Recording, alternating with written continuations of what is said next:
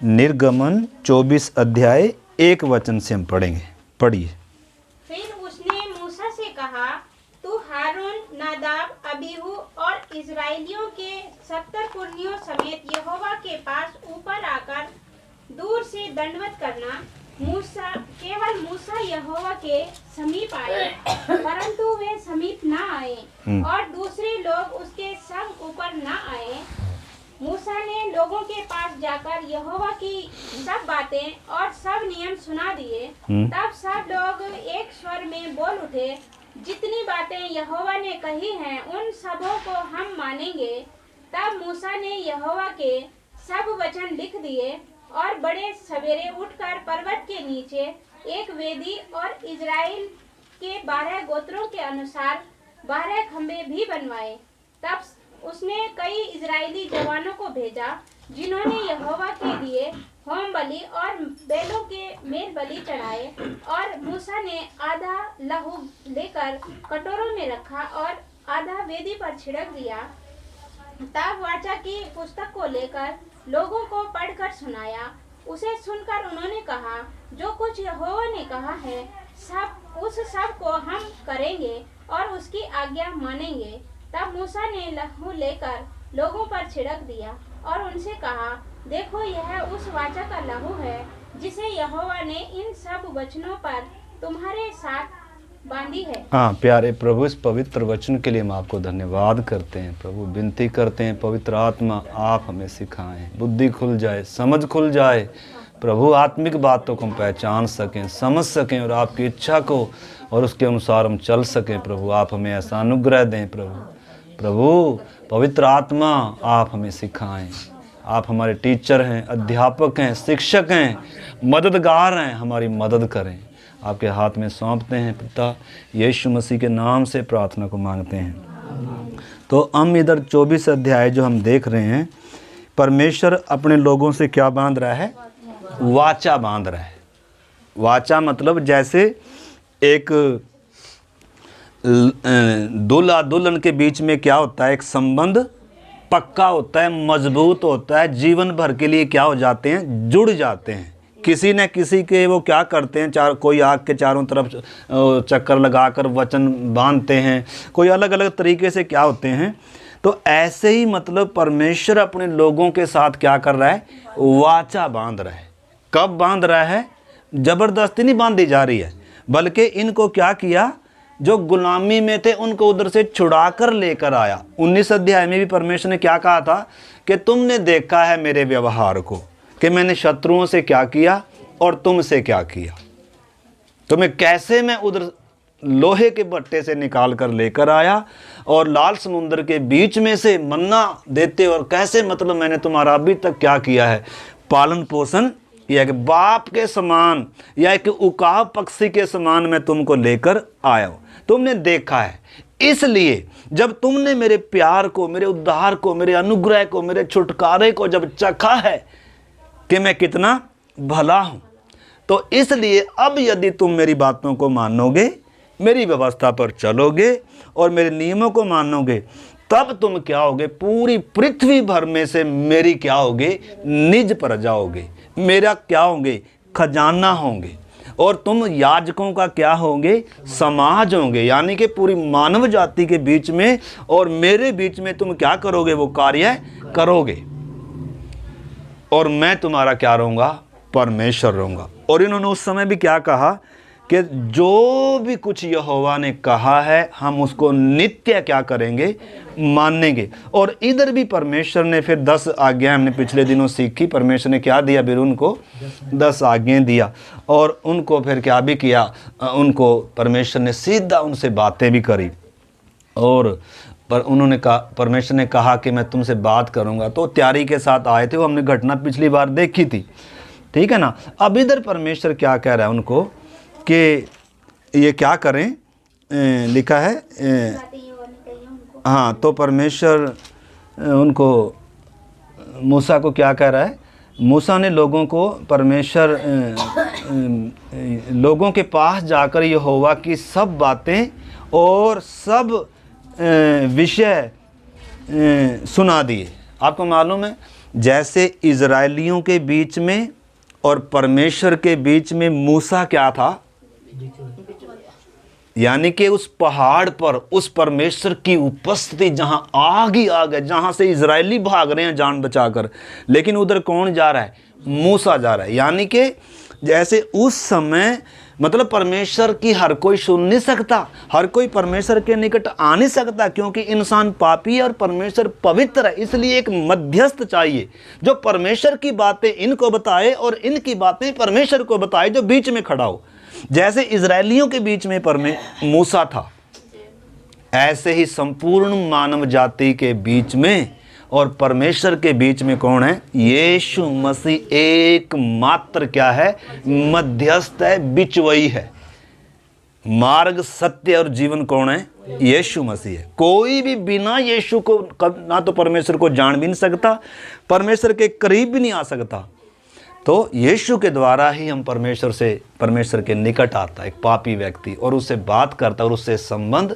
जितनों ने यीशु को ग्रहण किया उसने उन्हें परमेश्वर से न केवल मिलाया है बल्कि परमेश्वर की संतान होने का क्या दिया है, हक दिया। तो वो भी एक इधर पहलू है। ये मूसा का दूसरा पहलू। एक पहलू मूसा का क्या है कि मूसा किसको दर्शाता है, व्यवस्था को दर्शाता है। यहोशू किसको दर्शाता है, आगे चलकर यीशु मसीह को दर्शाता है। वो एक पहलू अलग है, हम उसमें नहीं जा रहे, क्योंकि कहीं आप ऐसे ना सोच लें भाई मूसा यीशु की छाया या यीशु को नहीं दर्शाता। तो इधर मूसा बिचवई कर रहा है उनके बीच में, ठीक है ना। उस चीज़ को आपने समझा। आग के बीच में मूसा जा रहा है। मूसा वास्तव में क्यों जा रहा है, क्योंकि मूसा की लंबी तैयारी है परमेश्वर से आमने सामने। पहले उसने क्या की है, लेकिन इन्होंने अभी तक परमेश्वर को जाना ही, इन्होंने 3 दिन इनको परमेश्वर ने बोला कि तैयार होकर आ जाओ। तो भाग क्यों रहा है इंसान, परमेश्वर के निकट क्यों नहीं आ पा रहा, क्योंकि परमेश्वर क्या है, पवित्र है और न्यायी है। भस्म करने वाली क्या है माता जी, आग है। कोई भी परमेश्वर के निकट आ नहीं सकता है। धन्यवाद करते हैं उस यीशु मसीह के लिए जो पापियों के लिए क्या किया, जिसने प्रायश्चित किया ताकि हमारे लिए मार्ग क्या हो जाए, खुल जाए। तो वो एक विषय है। तो आज हम जो इधर देख रहे हैं, तो इधर दूसरी बार फिर से ये क्या कह रहे हैं, इन्होंने कहा, लिखा है मूसा ने जब ये सब बातें उनको बता दी तब लिखा है लोग एक स्वर से बोल उठे। क्या बोल उठे कि जितनी बातें यहोवा ने हमसे कही हैं हम उन सब को क्या करेंगे, मानेंगे। मतलब जबरदस्ती समर्पण करवा रहा है परमेश्वर इनसे, इनको अपने दिल की बातें बताई, इनको उद्धार छुटकारे की खुशी दिया, और तब इनको बातें, अगला प्रोग्राम भी परमेश्वर बता रहा है आगे मेरा आपके जीवन से क्या उद्देश्य है। और इन्होंने क्या किया, समर्पण किया, सरेंडर किया। जो भी कुछ हमारा परमेश्वर कहेगा हम उसको क्या करेंगे, सब ने एक मन होकर कहा। और लिखा तब मूसा ने फिर क्या किया, बीरू जी,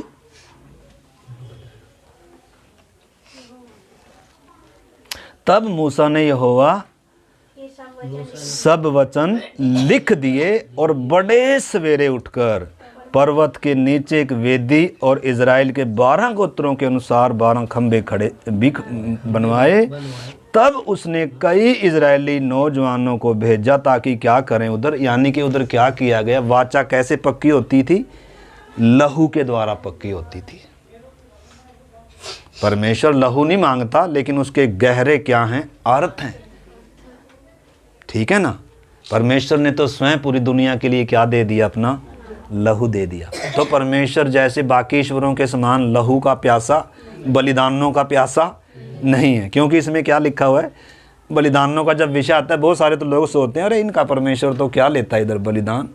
बलिदान क्यों थे, ताकि इंसान को समझाए कि इंसान पापी है और पाप की मजदूरी मौत है, और तुझे, तेरे ऊपर दंड नहीं आ रहा। अगर तू निर्दोष बलिदान लेकर आ रहा है तो मतलब ये चीज़, वो सारे बलिदान किसकी छाया थे, यीशु मसीह की छाया थे, ठीक है ना। वो हमने काफ़ी बार सीखा है, परंतु नए लोग हैं कई, इस करके मैं बता रहा हूँ। तो सब ने इधर वाचा बांध दी, और जब सब सहमत हो गए तो लहू किस पर भी छिड़क दिया, उस पुस्तक पर भी छिड़क दिया जिसमें व्यवस्था लिखी है, और किस पर भी छिड़क दिया, लोगों पर छिड़क दिया। तो वास्तव संबंध क्या हो गया, पक्का हो गया। यानी कि इधर से व्यवस्था का युग क्या हो गया, आरंभ हो गया। अभी तक कौन सा युग था, वायदे का युग था। तो मिस्र देश से इतर तक लाने के लिए एक तैयारी का समय था। परमेश्वर क्या कर रहा था, इनको व्यवस्था के युग के लिए तैयार कर रहा था। उसी प्रकार यीशु मसीह जब क्रूस पर बलिदान हो गया, सारी व्यवस्था क्या कर दी उसने, पूरी कर दी। परंतु अनुग्रह का युग कब से शुरू हुआ, जब पेंतेकुस्त का दिन आया, तब परमेश्वर का राज्य मनुष्यों के मनों में क्या हुआ, स्थापित हुआ। यानी कि इतना क्या था, तैयारी का समय दिया था। ठीक है ना, उस चीज को आपने समझना। तो व्यवस्था का युग कहाँ से आरंभ हुआ, वायदे का युग कहाँ तक था, अनुग्रह का युग कब से हुआ। तो सिर्फ आप अगर इस सुनेंगे, घर में जाकर इन बातों को मनन नहीं करेंगे, इनको नोट्स नहीं बनाएंगे, तो आपको 100 में से कितना ही मिलेगा, 1-2% ही मिलेगा। तो आगे हम देखते हैं, जब इन्होंने कहा कि हम सब करेंगे, तब क्या बांध दिया गया जी, वाचा बांधी। लिखा है 8 में, तब मूसा ने लहू लेकर लोगों पर छिड़क दिए और उनसे कहा, देखो यह उस वाचा का लहू है जिसे परमेश्वर ने इन सब वचनों पर तुम्हारे साथ बांधी है। और आगे आप पढ़ोगे तो लिखा है, जब वाचा बांध दी ना, तब लिखा है वो किधर चढ़ने पाए, बाकी 70 भी पर्वत पर। परमेश्वर के निकट कब आने पाए, जब वाचा बांध दी, जब बीच में लहू आ गया। यानी कि लोगों ने क्या किया, परमेश्वर के साथ मेल मिलाप किया। उधर लिखा है खाया पिया। पहले क्या हो रहे थे, सारे भाग रहे थे। तो मैं विश्वास करता हूँ आप प्रार्थनाओं के साथ इन बातों को हम क्या करेंगे, समझेंगे। ठीक है ना। तो इधर इन्होंने क्या बांध दी, बीरू, वाचा को क्या कर दिया, पक्की कर दिया। 3 बार दोहराया इन्होंने कि हम जो भी परमेश्वर कहेगा सारा क्या करेंगे, मानेंगे। हम भी तो क्रूस के पास एक पापी व्यक्ति जब आता है, क्या करता है, क्या करता है, सरेंडर करता है कि नहीं करता है। जो कुछ प्रभु कहेगा, प्रभु संसार को छोड़कर सलीब लेकर मैं तेरे पीछे। लेकिन उतना समर्पण काफी थोड़ा होता है। अब इनको इतना समर्पण काफी थोड़ा था। जितना जितना परमेश्वर और आगे प्रकट करता जाएगा इनके प्रति अपनी गहरी योजना, अपना गहरा प्यार, इनके लिए गहरी वो इच्छा, तो उसके अनुसार इन्होंने आगे भी क्या करना था, क्या करना था, समर्पण करना था। मतलब अपनी जो वाचा बांध दी है, उस वाचा को तोड़ना नहीं था। अब वाचा तोड़ेंगे तो क्या आएगी, दंड आएगा। अभी तक क्या नहीं आया था, क्योंकि अभी तक वाचा बांधी नहीं थी। मतलब जब एक दूसरे के हो गए, अब तीसरे को बीच में आना नहीं है। परंतु आपको मालूम है 32 अध्याय में जब जाएंगे, इन्होंने क्या बना लिया, एक सोने का बछड़ा बना लिया। सोने का बछड़ा क्यों बना लिया वास्तव में है, मैंने पिछली बार भी बताया था, इंसान का पाप से क्या नहीं था, उस वाचा में छुटकारा नहीं था। उन बलिदानों से किसी का उद्धार नहीं होता था, पाप से, मौत से, शैतान से छुटकारा नहीं होता था। वो तो सिर्फ छाया थे असली उद्धार की, असली यीशु मसीह की। क्या थे, असली वाचा की, उस नई वाचा की, उस नए संबंध की क्या थे वो तो। मेरे साथ हैं सारे, बोलो यीशु मसीह के लहू की जय। अगर आप ऐसे कर कर बैठेंगे तो फिर समझ में आएगा। कान खोलकर, आंख खोलकर, मन खोलकर बैठेंगे तभी समझ में आएगा। परमेश्वर का संबंध मनुष्य के साथ, और नई वाचा जब तक पुरानी नहीं समझेंगे नहीं आएगी। तो इन्होंने जब वाचा बांध दी थी, वो वाचा क्या कर दी, इन्होंने तोड़ दी। क्या बना लिया इन्होंने, बछड़ा, उसका सोने का। और मूसा जब 40 दिन तक ऊपर पहाड़ पर था, लिखकर और भी लेकर आना था। न केवल 10 आज्ञाएं थी, बल्कि 613 क्या थे, क्या थे, 613 नियम थे। मुझे ऐसा लग रहा है आप लोग मेरे साथ नहीं हैं, कई लोग ना मेरी एक्टिविटी को ज़्यादा देख रहे कहीं। शब्दों पर क्या देना, ध्यान देना, ठीक है ना। बोले यीशु मसीह के लहू की जय। तो मूसा को थोड़ा सी क्या होगी, तो क्या बना लिया, किन्होंने, जिन्होंने क्या बांधी थी, जिन्होंने परमेश्वर के उद्धार को, प्यार को, अनुग्रह को क्या किया है। हम भी तो ऐसे ही हैं। परंतु एक सवाल ये खड़ा हो जाता है, फिर हमारा पाप से छुटकारा हुआ है। इनका तो पाप से क्या नहीं हुआ था, पाप से छुटकारा क्रूस पर होता है एक व्यक्ति का। इन बलिदानों से छुटकारा नहीं था।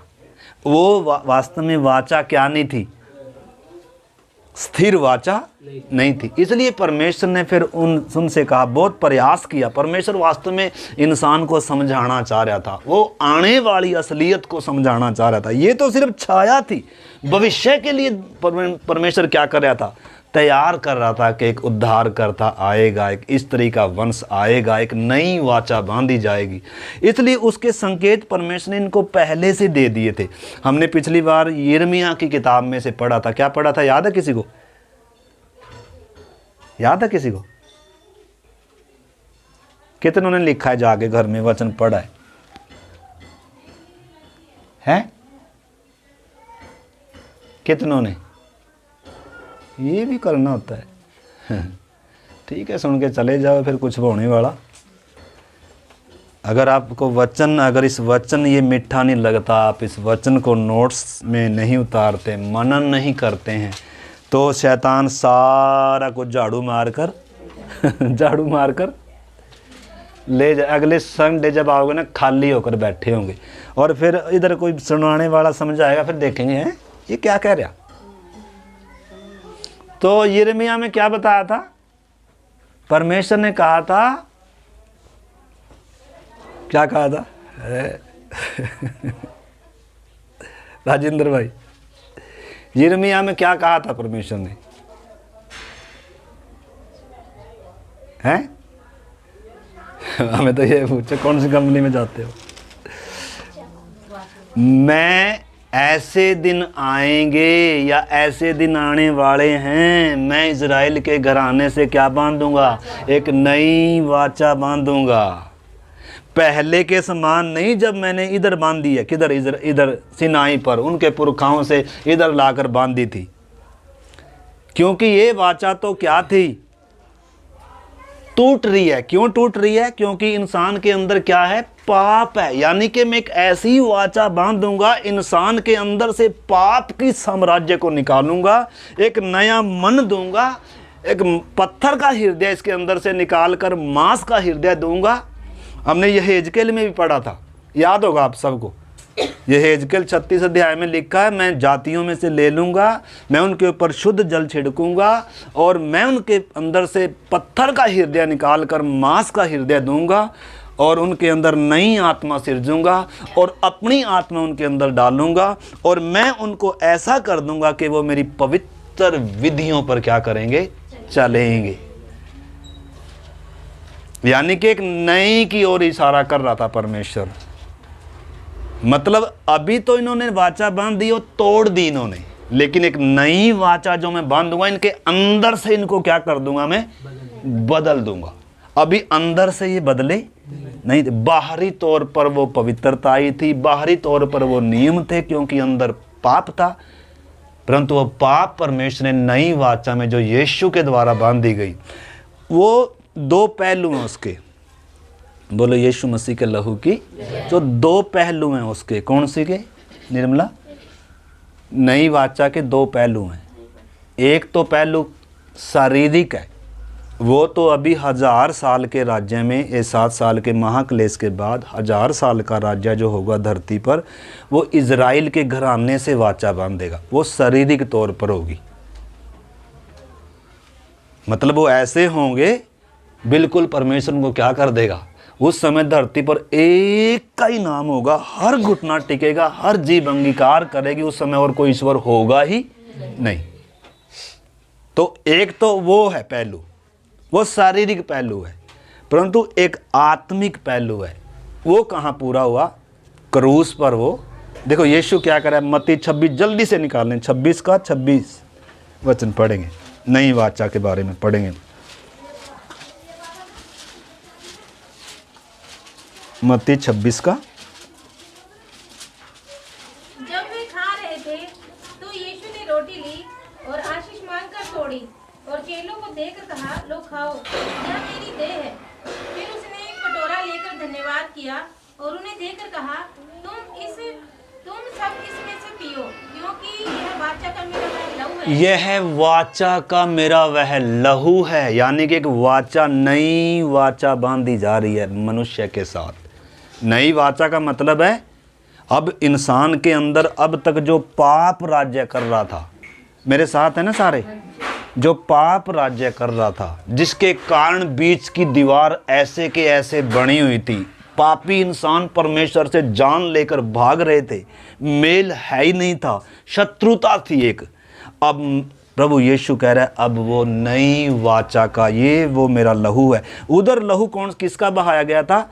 एक पशु का बहाया गया था, लहू छिड़का था उनके ऊपर। लेकिन अभी यीशु कह रहा है कि वो प्रभु भोज का जो वो दे रहा है, वो दाख रस किसकी छाया बता रहा था कि ये वाचा का वो मेरा वह लहू है जो बहुतों की पापों की छुड़ौती के लिए बहाया जा रहा है। यानी कि यीशु मसीह उस नई वाचा का क्या है? मध्यस्थ है। उस वाचा का मध्यस्थ कौन था? मूसा था। लेकिन उधर मेल थोड़ा हुआ था, उधर इंसान का छुटकारा थोड़ा हुआ था। इसलिए व्यवस्था क्या हो रही थी? बार बार तोड़ रहे थे। समर्पण तो करते थे लेकिन बार बार क्या कर रहे थे? लेकिन आपको मालूम है क्रूस के पास जब एक पापी व्यक्ति आता है, उद्धार देखना आपने कितना कीमती और कितना नया जीवन है, ये नया जन्म है। ये अब इस व्यक्ति के ऊपर पाप प्रभुता कर नहीं सकता है। परमेश्वर ने क्या दिया है? वास्तव में उद्धार में एक व्यक्ति को नया मन देता है, नया वस्त्र देता है, नया मार्ग देता है, पत्थर का हृदय निकाल कर मांस का देता है राजेंद्र जी, और अपने लहू से शुद्ध करता है, धार्मिकता का वस्त्र पहनाता है। परमेश्वर के निकट नहीं आ सकता था, क्या करा दिया? मेल करा दिया। अब ये व्यक्ति क्या कर सकता है? आराम से परमेश्वर को प्रसन्न करने वाला जीवन क्या कर सकता है? अभी ये बिता सकता है। सहायक के तौर पर अंदर क्या दे दिया? पवित्र आत्मा दे दिया। अपना वायदे प्रतिज्ञाओं से भरा हुआ क्या दे दिया? ये पवित्र शास्त्र, ये वचन दे दिया। अब चल सकता है एक व्यक्ति नई वाचा में? आंटी जी क्या फायदा होगा? मेरा गला क्या हो गया? दुखने लग गया। अगर सुनोगे नहीं तो क्या आएगा? कोई फायदा 1% भी फायदा नहीं होगा। दान देने का 1% भी फायदा नहीं, उल्टा भारी पड़ जाएगा। आपने समझना। बोले यीशु मसीह के लहू की जय। तो सुनना आंटी, ध्यान से सुनना। हम किसकी कथा बता रहे हैं? हम परमेश्वर का, पापी का और पवित्र परमेश्वर के संबंध के बारे में बता रहे हैं। एक नई जिंदगी के बारे में बता रहे हैं, एक उद्धार के बारे में, कितनी बड़ी कीमत अदा करी है उसको समझना है। बहुत सारे विश्वासियों का आज क्या नहीं है, यीशु के पास आने के कुछ उद्देश्य और हैं, इसलिए ये बातें क्या है उनके लिए ढकी हुई हैं। सुनते तो हैं लेकिन समझ में कुछ भी आती नहीं है। ये तो इजरायलियों के लिए थे वचन, ये किसके लिए बन गए? अब हमारे लिए बन गए। तो इस करके हमने इस चीज़ को समझना है। तो यीशु ने क्या बांधी हमारे साथ? नई वाचा बांधी। और इस नई वाचा में अंदर की सरकार क्या कर दी? बदल दी। जो हमें, तो अब एक व्यक्ति के ऊपर किसका जुआ नहीं है? व्यवस्था का, पाप का, किसका जुआ है? यही चक्कर है बस। एक व्यक्ति को प्रभु यीशु ने एक व्यक्ति से पाप का जुआ उतार दिया, एक व्यक्ति से व्यवस्था का भी जुआ उतार दिया। व्यवस्था से एक विश्वासी का कोई दूर दूर तक क्या नहीं है? सरोकार नहीं है।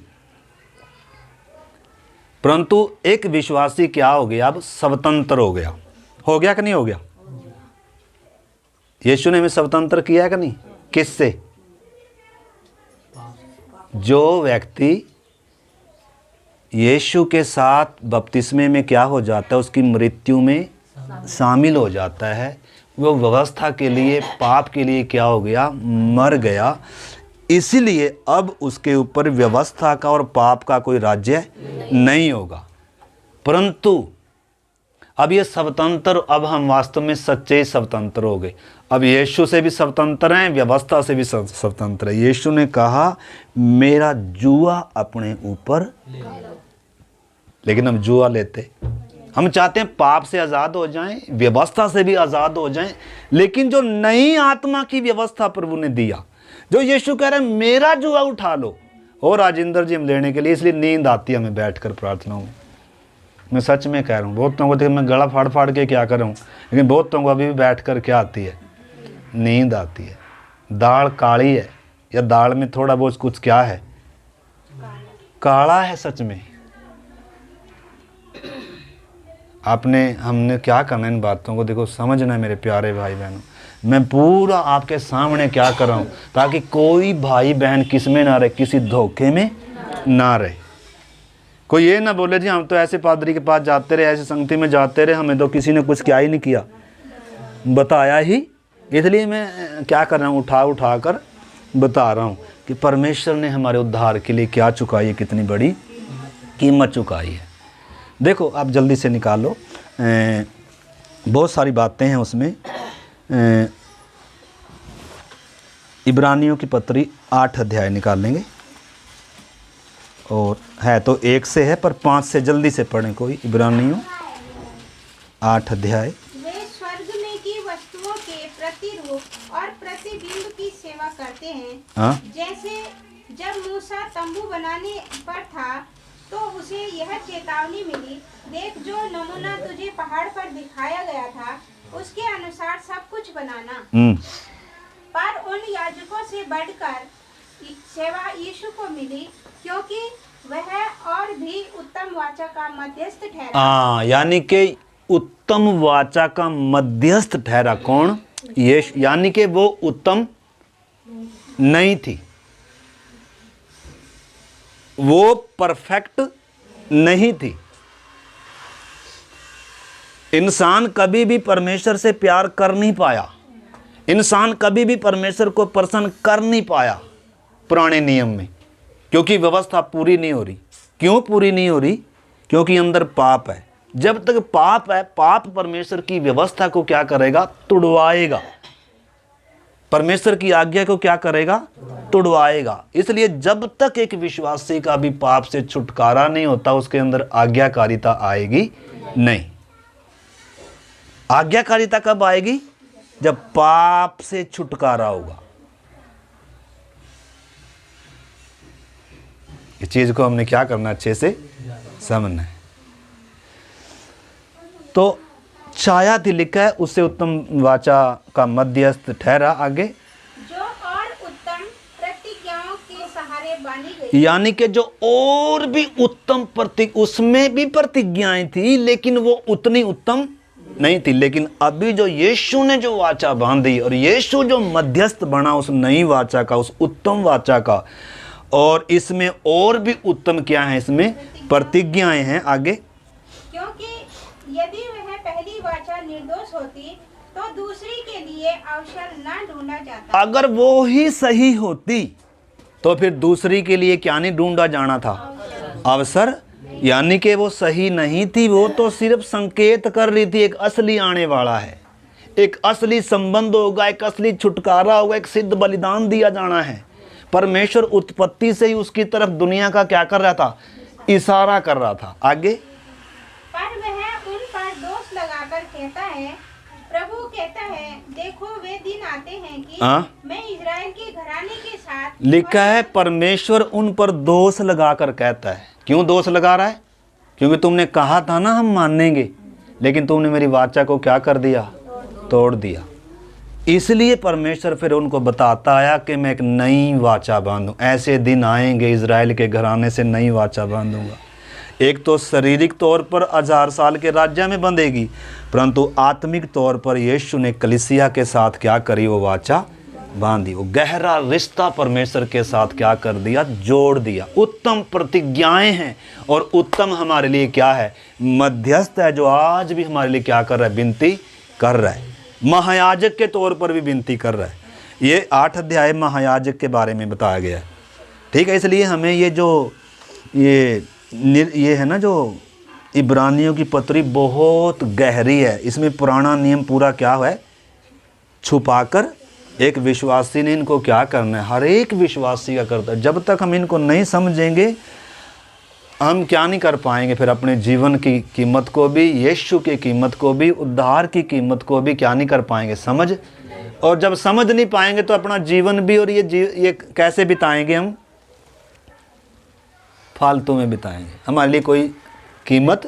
परंतु यीशु ने क्या कहा, स्वर्ग का राज्य खेत में छिपा वो धन है, जिस किसी ने पाया मारे आनंद के अपना सब कुछ बेचकर क्या कर लिया। ऐसी चीज है ये उद्धार आंटी जी, ऐसी चीज है परमेश्वर के साथ का संबंध और पापों की माफी। ये तो करोड़ों अरबों रुपयों से उत्तम है,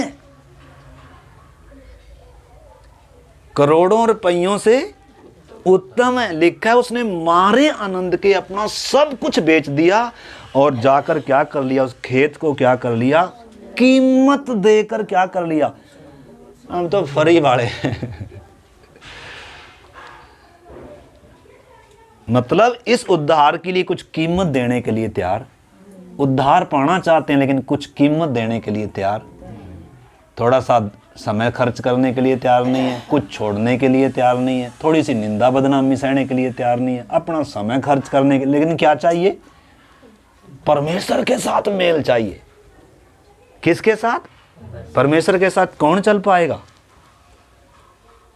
है संबंध का मतलब अब उसके साथ क्या करना है। आदम चलता चलता गिर गया, अब इतना सूरों का खाना खाकर अकल आई, मेरे परमेश्वर को क्रूस पर चढ़ाकर मुझे अकल आई, इसलिए अब मैं अपने आपे में आया, अब मैं किधर नहीं जाऊंगा, सूरों का खाना खाने जाएगा फिर ये। लेकिन हम तो फिर चले जाते हैं। हमारे लिए उद्धार कीमती, वचन कीमती, परमेश्वर के साथ का संबंध कीमती। हमें तो क्या कीमती है, 2 रुपये बदल 10 रुपये बदल हम संगति ही प्रभु को ही छोड़कर जाने के लिए। यहूदा ने देखो 30 सिक्कों में किसको बेच दिया, यीशु को बेच दिया।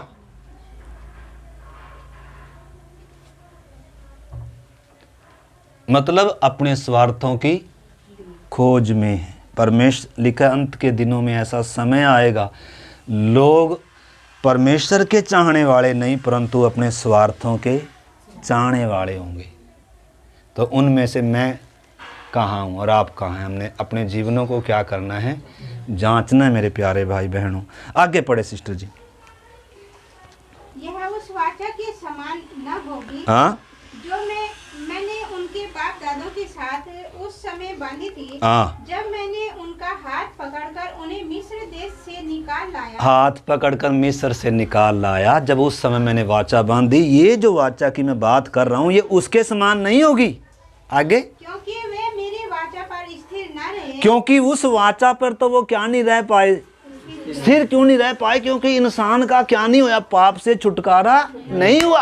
आगे, इसलिए मैंने उनकी सुधि न ली, इसलिए मैंने उनकी सुधि, हाँ, प्रभु यही कहता है। हाँ, फिर प्रभु कहता है कि जो वाचा मैं उन दिनों के बाद इजराइल के घराने के साथ बांधूंगा वह यह है कि मैं अपनी व्यवस्था को उनके मनों में डालूंगा। अब इधर थोड़ा सा ध्यान देना। देखो, पहला व्यवस्था किधर दी थी, पत्थर की पट्टियों पर खोद कर लिखी थी।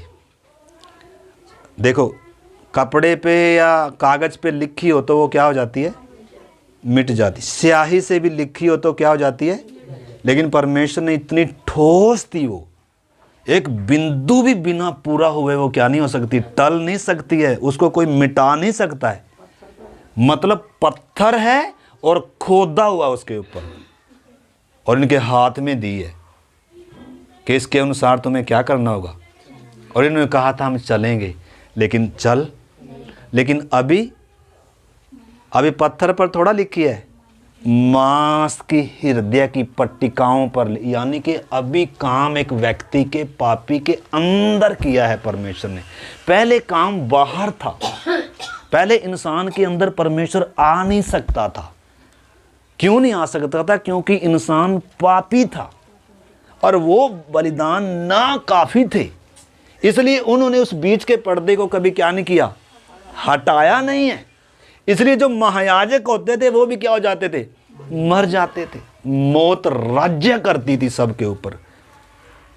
व्यवस्था जब से दिया, पाप को और भी क्या मिल गया, बल मिल गया, और पाप ताकतवर होकर परमेश्वर की आज्ञाओं को तुड़वाने लग गया इंसान से।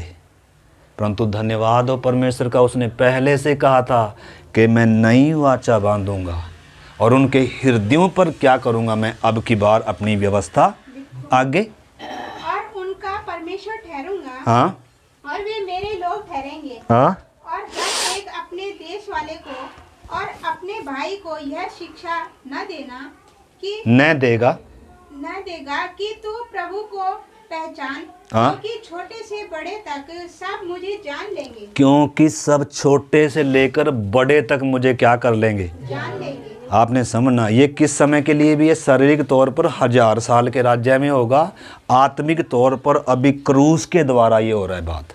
जो व्यक्ति क्रूस के पास आता है ना, अब उसको ये बताने की ज़रूरत नहीं है तो अपने परमेश्वर को पहचान ले कौन है। इसको क्या आ गया, समझ में आ गया।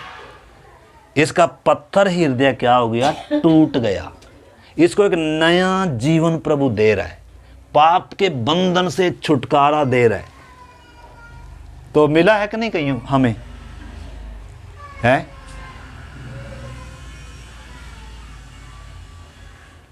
हमने समझना इन बातों को। आगे पढ़ो सिस्टर जी। क्योंकि मैं उनके अधर्म के विषय में दयावंत हूँगा, हाँ? और उनके पापों को फिर स्मरण न करूँगा। उनके पापों को फिर स्मरण नहीं करूँगा। आगे, नई वाचा की स्थापना से उसने प्रथम वाचा को पुरानी ठहरा दिया। हाँ। और जो वस्तु पुरानी और जीर्ण हो जाती है उसका मिट जाना अनिवार्य है। हाँ, तो ये 9 अध्याय भी आप पढ़ें। 10 अध्याय में भी सिद्ध बलिदान के बारे में बताया। 10 में पढ़ता हूँ एक से मैं। क्योंकि व्यवस्था जिसमें आने वाली अच्छी वस्तुओं का प्रतिबिंब है, यानी कि व्यवस्था में वास्तव में आने वाली मसीह का या अच्छी वस्तुओं का चित्रण था, एक छाया थी। यीशु ने भी कहा व्यवस्था में मेरे बारे में लिखा है। आंटी जी, व्यवस्था में मेरे बारे में लिखा है। व्यवस्था एक उत्तम बलिदान की ओर इशारा कर रही थी। व्यवस्था एक व्यक्ति को चेहरा दिखा रही थी कि तू पापी है, लेकिन यीशु मसीह आने वाला है, सिद्ध बलिदान आने वाला है। ठीक है ना? वो हमने पिछले दिनों भी हमने सीखा था, तो हमने इस चीज़ को समझना। थोड़ी देर बोलो यीशु मसीह के लहू की जय। प्रार्थना पूर्वक ही इन बात को हम समझ सकते हैं। ये चीज़ क्या कर सकती है, पापी व्यक्ति का पूर्ण छुटकारा कर सकती है चीज़। तो सिद्ध बलिदान के बारे में लिखा है, अच्छी वस्तुओं का प्रतिबिंब है पर उनका असली स्वरूप नहीं है, इसलिए उन एक ही प्रकार के बलिदानों के द्वारा जो प्रति वर्ष अचूक चढ़ाए जाते थे, उसमें कोई चूक नहीं थी। प्रति वर्ष चढ़ाए जाते थे, प्रतिदिन चढ़ाए जाते थे। वर्ष में महायाजक किधर जाता था, उस अति पवित्र स्थान में प्रवेश करता था, एक हाथ में लहू का कटोरा लेकर और एक हाथ में धूप लेकर, डरते कांपते हुए क्या करता था, जाता था। ठीक है ना? तो लिखा है अचूक चढ़ाए जाते थे, पर पास आने वालों को कदापि वो सिद्ध नहीं कर सकती, नहीं तो उनका चढ़ाना बंद क्यों न हो जाता। मतलब हर साल क्या करते जा रहे थे, क्या करते जा रहे थे? वो बलिदान, पापी बलिदान लेकर आया, पाप माफ हो गए, लेकिन फिर गया, फिर पाप कर कर फिर आ रहा है। यानी कि ये चक्कर क्या होता जा रहा था। लेकिन जब से यीशु बलिदान हुआ, कोई बलिदान बाकी, एक ही सिद्ध बलिदान ने क्या कर दिया, सारा काम क्या कर दिया, अब कोई बलिदान चढ़ता नहीं है वहाँ, कोई इज़राइल में कोई बलिदान नहीं है। इज़राइल में अभी कोई मंदिर भी नहीं है। मंदिर कहाँ है? कलीसिया है। परमेश्वर कहाँ है इस समय? स्वर्ग में है? कहाँ है बहन? है भी है? अगर हो तो हमें नींद कहाँ आएगी? परमेश्वर की उपस्थिति हमें एहसास नहीं होती है, क्योंकि हमारे जीवन में कहीं ना कहीं क्या है, दाल में काला है। इसलिए हमें क्या आती है, इजरायली उधर से भाग रहे थे, कांप रहे थे, क्योंकि परमेश्वर क्या है। लेकिन हमने क्या बना दिया, यीशु मसीह तो प्यार है, परमेश्वर तो प्यार है, हम जो मर्जी करते रहे। मतलब कम से कम पुराना नियम ही ठीक था। पुराना नियम ही क्या था, ठीक था। कम से कम इंसान के अंदर क्या तो था, परमेश्वर के निकट आवे था कि मैंने शुद्ध होकर आना है, परमेश्वर भस्म करने वाले। लेकिन अब तो बिल्कुल ही क्या हो गया, अब तो परमेश्वर क्या है, मतलब हमें असली परमेश्वर की क्या नहीं बताई गई, या हमें चित्रण मिला। परमेश्वर प्रेम है, इसमें कोई शक नहीं, लेकिन क्या भी है, भस्म करने वाली आग भी है। ठीक है ना? तो आगे पढ़ो जल्दी से, जहां से छोड़ा। नहीं तो उनका चढ़ाना बंद क्यों न हो जाता? हाँ, इसलिए जब सेवा करने वाले एक ही बार शुद्ध हो जाते तो फिर उनका विवेक उन्हें पापी यानी कि उन बलिदानों से कभी विवेक क्या नहीं होता था, शुद्ध नहीं होता था। वो पाप उनको बार बार क्या ठहराता था, दोषी ठहराता। परंतु यीशु का लहू क्या करता है, विवेक के दोष को भी क्या कर देता है, शुद्ध कर देता है। आगे, परंतु उनके द्वारा प्रति वर्ष पापों का स्मरण हुआ करता है, क्योंकि यह अनहोना है कि बैलों और बकरों का लहू पापों को दूर करे। मतलब वो तो पापों का स्मरण कराने के लिए था। वो तो पाप की भयानकता, गंभीरता, परमेश्वर के न्याय की उस गंभीरता को दिखाने के लिए था। वो डरते कांपते क्यों आते थे, वो परमेश्वर ने दिखाया कि इंसान तू पापी है और मैं क्या हूँ, पवित्र है। और ये जो तू बलिदान लहू लेकर आ रहा है, ये क्या नहीं है, सिद्ध बलिदान। लेकिन एक सिद्ध बलिदान आएगा, बीच का पर्दा फटेगा, एक पापी व्यक्ति पवित्र परमेश्वर से क्या करेगा, मेल करेगा। अब परमेश्वर उनको लिखित तौर पर पत्थर की पट्टिकाओं पर नहीं, उनके हृदय में क्या करेगा, खोद देगा। तो मसीह में क्या मिलता है, एक नई शुरुआत मिलती है, नया मन मिलता है, नया वस्त्र, नया मार्ग, नया भोजन मिलता है। इसलिए यीशु ने कहा, जब तक एक व्यक्ति नए सिरे से जन्म ना ले, स्वर्ग के राज्य में भागी नहीं हो सकता। आगे, इसी कारण वह जगत में आते समय कहता है, बलिदान और भेंट तूने ना चाही। जब यीशु मसीह आया, कह रहा था, हे परमेश्वर तूने भेंट बलिदान, परमेश्वर कभी भी भेंट बलिदान चाहता नहीं है। पर मेरे लिए एक देह तैयार, पर उसने तो वो बलिदान सब किसकी ओर छाया थे, इशारा कर रहे थे यीशु की, जो सिद्ध बलिदान लिखा है, पर तूने मुझे एक देह दिया, या मेरे लिए एक देह तैयार किया। मरियम के गर्भ में एक क्या करी गई, एक विशेष देह तैयार करी गई। जैसे अदेन की वाटिका में भाई सुभाष, परमेश्वर ने मिट्टी से क्या करा, एक पुतला बनाया, वो विशेष था, वो पाप नहीं था उनमें, निष्कलंक थे, नर और नारी, विशेष थे, वो पाप से बिना थे, निर्दोष निष्कलंक थे। उसी प्रकार वो तो चलो गिर गए, निर्दोष पापी हो गए, लेकिन अब दूसरी देह क्या करी गई, तैयार की गई। यानी कि एक आखिरी आदम आया, स्त्री से जन्मा, यानी कि एक ऐसी देह तैयार करी गई। यानी कि परमेश्वर वास्तव में देह धारण किया, देह को धारण कर लिया। क्यों देह को धारण कर लिया? ताकि पापी इंसान का दंड इस देह के ऊपर क्या किया जा सके, उठाया जा सके। एक पवित्र निष्कलंक लहू के द्वारा क्या किया जाए, प्रायश्चित किया जाए, ताकि इंसान के अंदर से पाप की प्रभुताएं क्या हो जाएं, टूट जाएं। आगे, होम बलियों और पाप बलियों से तू प्रसन्न नहीं हुआ। हाँ, तब मैंने कहा, देख मैं आ गया हूँ, पवित्र शास्त्र में मेरे विषय में लिखा हुआ है, ताकि हे परमेश्वर तेरी इच्छा पूरी करूं। आगे, ऊपर तो वह कहता है कि न तूने बलिदान और न भेंट और होम बलियों और पाप बलियों को चाहा और न उसने उनसे प्रसन्न हुआ, यद्यपि ये बलिदान तो व्यवस्था के अनुसार चढ़ाए जाते थे। फिर यह भी कहता है, देख मैं आ गया हूँ ताकि तेरी इच्छा पूरी करूँ। यानी कि अगर तू बलिदान से प्रसन्न नहीं होता तो फिर वो एक सवाल आया हुआ उधर। तो मैं विश्वास करता हूँ आप इसको प्रार्थना के पूर्व समझ रहे होंगे। अगर आप संगति ख़त्म होने का इंतज़ार नहीं कर रहे होंगे तो प्रार्थना के साथ समझ रहे होंगे। लिखा है, अतः वह पहले को उठा देता है ताकि दूसरे को क्या करे, नियुक्त करे। व्यवस्था को क्या कर दिया, हटा दिया। अब किसको नियुक्त कर दिया? अब यीशु मसीह की माननी है, व्यवस्था की नहीं माननी। अब ये व्यवस्था हमारा स्वामी नहीं है। लेकिन इजरायली क्या कह रहे थे, हम तो व्यवस्था की मानेंगे, हम तेरी मानेंगे।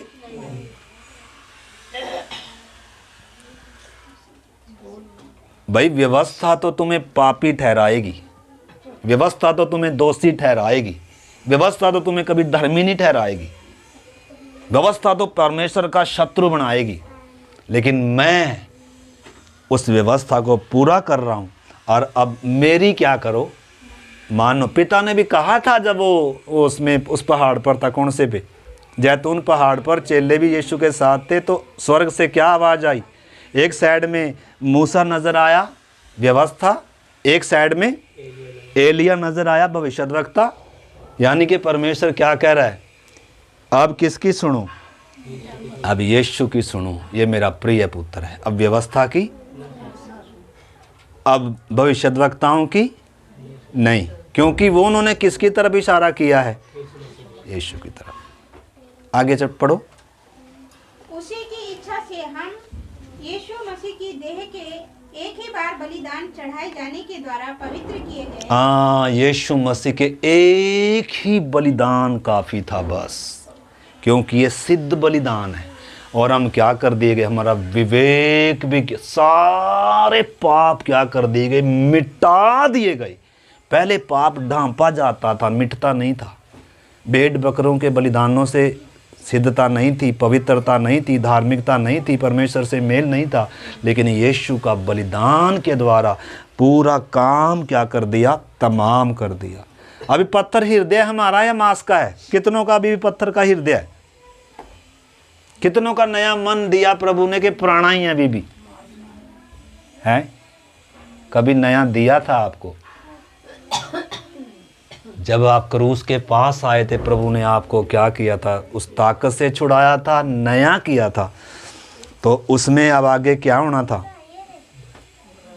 है क्या होना था उसमें भी? आगे देखें, थोड़ा सा पढ़ लीजिए बहन जी, आगे भी। हर एक याजक तो खड़े होकर प्रतिदिन सेवा करता है और एक ही प्रकार के बलिदान को, जो पापों को कभी भी दूर नहीं कर सकते, बार बार चढ़ाता है। परंतु यह व्यक्ति तो पापों के बदले एक ही बलिदान सर्वदा के लिए चढ़ाकर परमेश्वर की दाहिने जा बैठा। हाँ, यानी कि वो जो महायाजक होते थे मंदिर में व्यवस्था के अनुसार, वो क्या करते थे, भेड़ बकरी बलिदान करते थे और बार बार चढ़ानी पड़ती थी।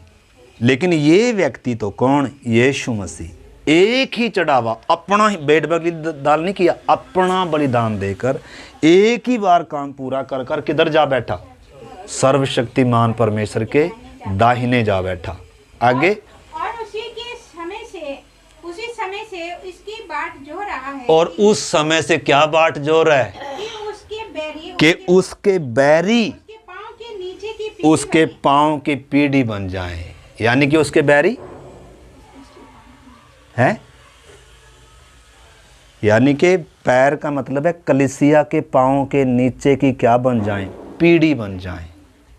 किसकी बाट जो रहा है, यीशु मसीह, ताकि कलीसिया सिद्ध हो जाए, ताकि कलीसिया शैतान के सिर को कुचल दे, ताकि कलीसिया मौत को क्या करे, हे मौत तेरी जय कहाँ रही। परंतु कलीसिया आज कैसी हो रही, आज एक सिर में दर्द आ जाए तो सारी मसीहत, एक सिर में दर्द आना काफ़ी है। हम किधर गए, डॉक्टर के पास गए। एक समस्या आने की देर है, हम किधर गए? उधारी में गए। यानी कि परमेश्वर तो मेरे साथ विश्वास योग्य नहीं है। हम कीमत देने के लिए तैयार नहीं है।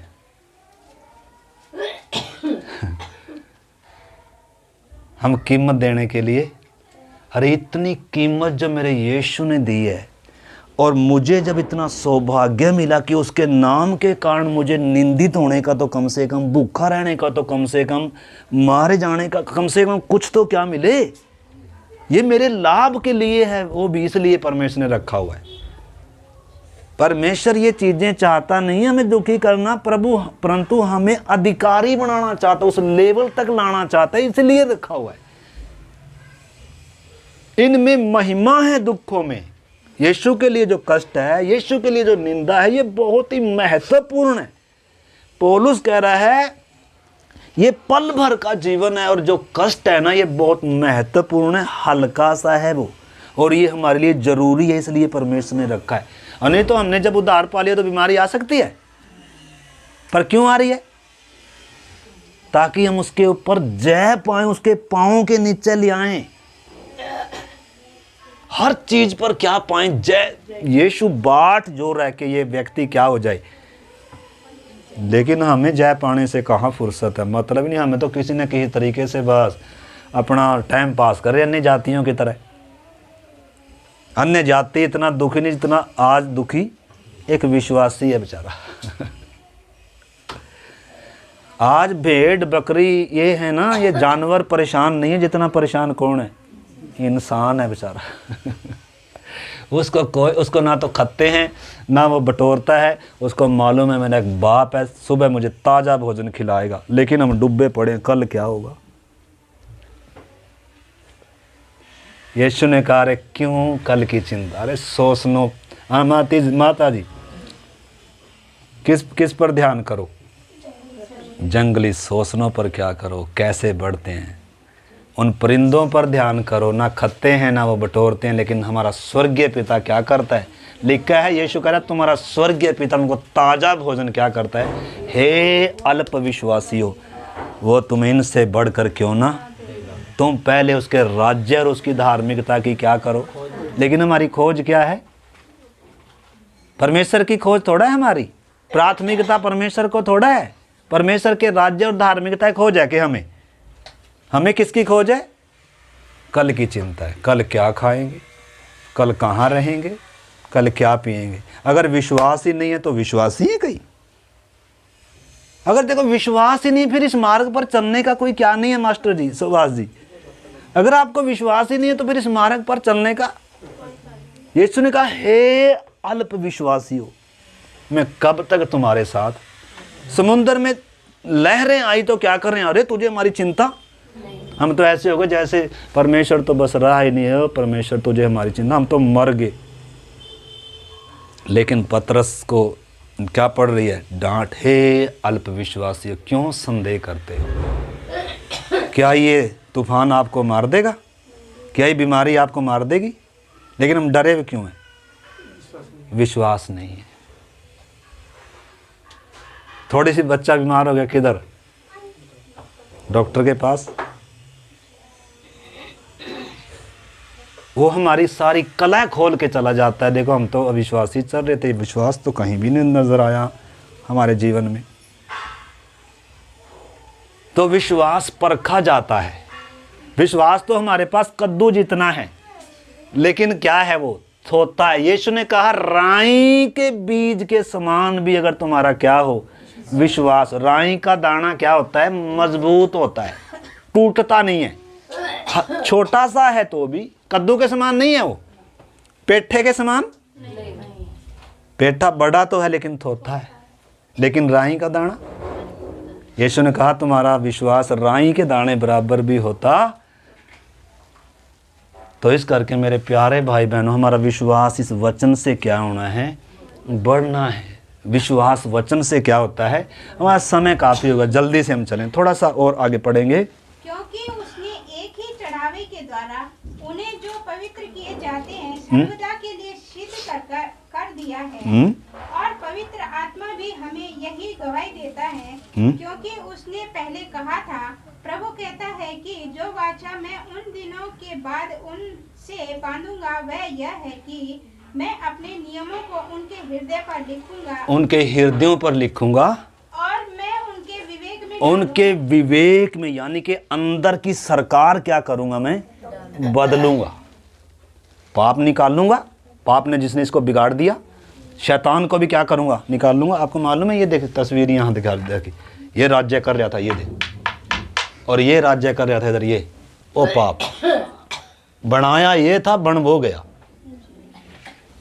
और अब फिर क्या करता है, ये है एक विश्वासी वास्तव में, ये है अंदर पवित्र आत्मा है, नया मनुष्य तब दिया, नई सृष्टि, पत्थर हृदय तो निकाल दिया, नया वस्त्र दिया, नया भोजन दिया, ये है एक विश्वासी। ये परंतु हम ये बन गए।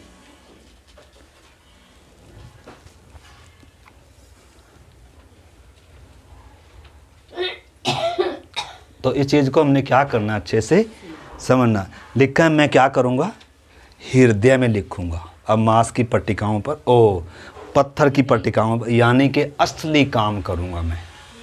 अब एक व्यक्ति के ऊपर पाप की क्या नहीं होगी, मौत इसके ऊपर क्या नहीं करेगी, राज्य नहीं करेगी। शैतान इसका अब क्या नहीं छू सकता, बाल नहीं छू सकता।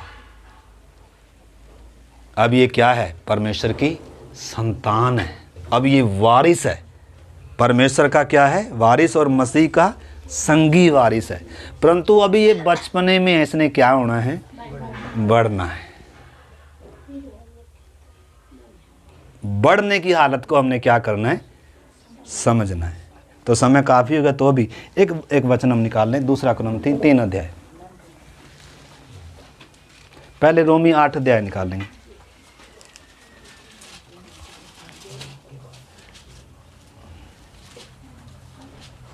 रोमी 8 का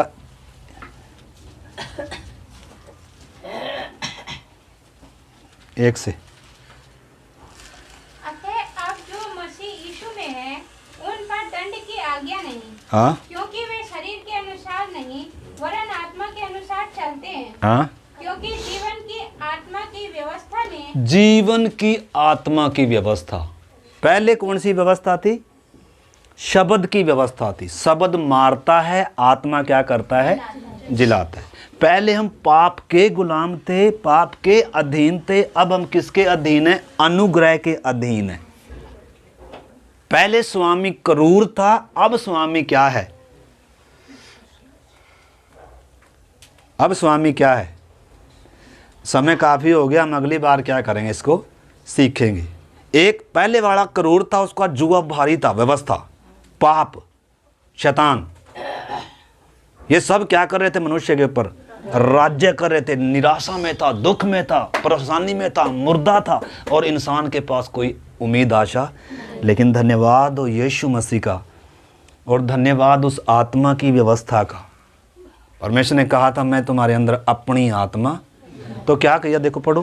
क्योंकि जीवन की आत्मा की व्यवस्था ने हाँ, मसीह यीशु में मुझे पाप की और मृत्यु की व्यवस्था से स्वतंत्र कर दिया। पाप की व्यवस्था से और मृत्यु की व्यवस्था से मुझे क्या कर दिया जी, स्वतंत्र कर दिया यीशु ने। आगे, क्योंकि जो काम व्यवस्था शरीर के कारण दुर्बल होकर न, देखो जो काम ये व्यवस्था नहीं कर पाई, व्यवस्था क्या नहीं कर पाई थी, एक इंसान को धर्मी नहीं ठहरा पाई, एक इंसान को पाप से छुड़ा नहीं पाई। वो तो सिर्फ शीशा था दिखाने के लिए। लेकिन जो काम व्यवस्था नहीं कर पाई, वो किसने किया, उसको परमेश्वर ने किया। उसको परमेश्वर ने किया। अर्थात अपने ही पुत्र को हाँ? पाप में शरीर की समानता में और पाप बलि होने के लिए भेजकर शरीर में पाप पर दंड की आज्ञा दी। हाँ, इसलिए कि व्यवस्था की विधि हम में जो शरीर के अनुसार नहीं वरन आत्मा के अनुसार चलते हैं पूरी की जाए। देखो अभी हमने समझना है, अभी हम नई वाचा में बांधे गए लोग हैं, नई व्यवस्था हमें मिली है, आत्मा की व्यवस्था। अब हमारे ऊपर अब बहुत सारे लोग सोचते हैं अभी तो हम स्वतंत्र हो गए, जैसे मर्जी जी सकते हैं। नहीं भाई, फिर आपके ऊपर क्या करेगा पाप प्रभुता। आपने अब क्या करना है, यीशु मसीह का जुआ लेना है। हर एक विश्वासी ने यीशु के जुए के नीचे आना, नहीं तो पाप का जुआ फिर से आ जाएगा आपके ऊपर, शैतान का जुआ और मृत्यु का भय फिर से आ जाएगा। तो इसलिए अब एक व्यक्ति ने खुद क्या करना है, यीशु का जुआ अपने, यीशु ने कहा हे सब बोझ से दबे हुए लोगों मेरे पास आओ, मैं तुम्हें विश्राम दूंगा। मेरा जुआ अपने ऊपर, यानी कि हम कैसा होना चाहते हैं, आज़ाद होना चाहते हैं सचमुच में। कोई हमारे ऊपर कोई जिम्मेदारी लेना। हम अगली बार देखेंगे यीशु का जुआ क्या है। तो यीशु का जुआ, नई व्यवस्था क्या है, मत्ती 5 अध्याय से लेकर 7 अध्याय तक वो जितने भी बातें हैं, वो पहाड़ी उपदेश यीशु ने जो बताया, उसमें क्या हैं वो जुए के अलग अलग पुर्जे हैं।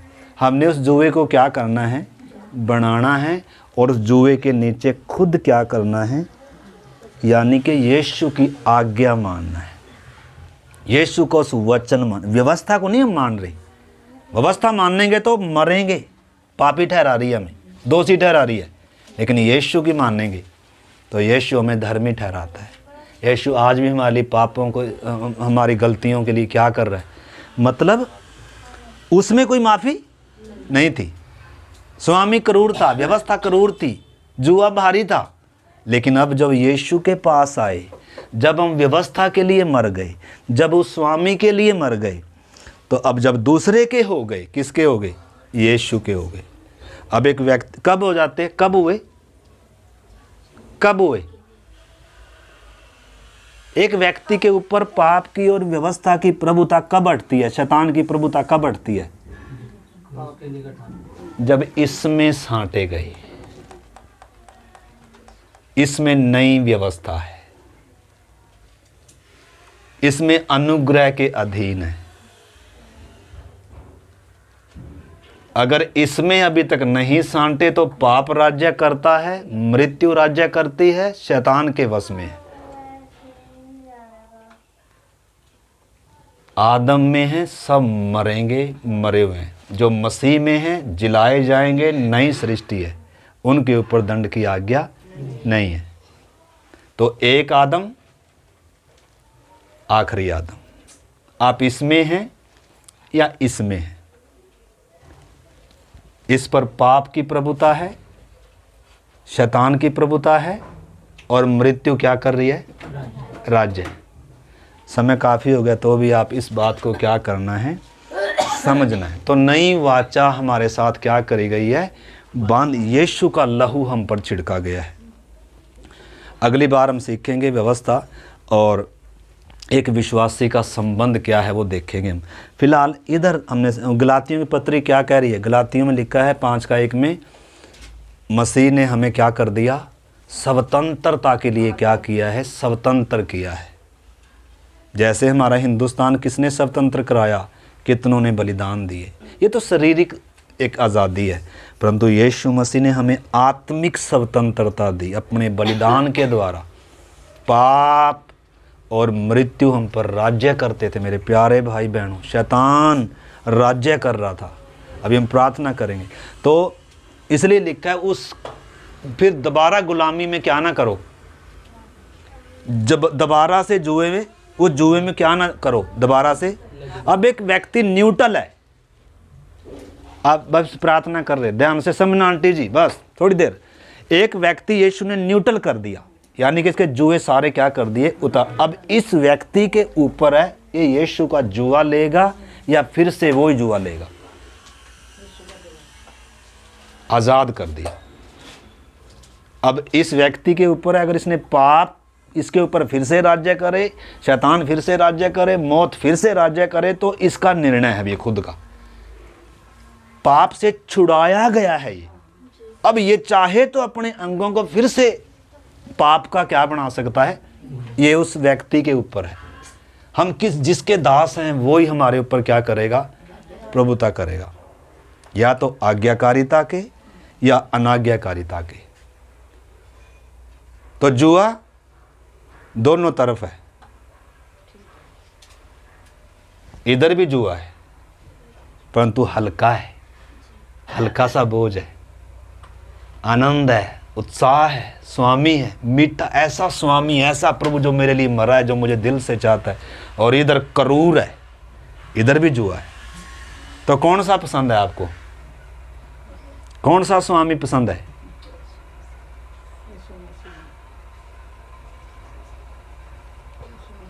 जुआ इधर भी है। अगली बार हम जुए के बारे में देखेंगे।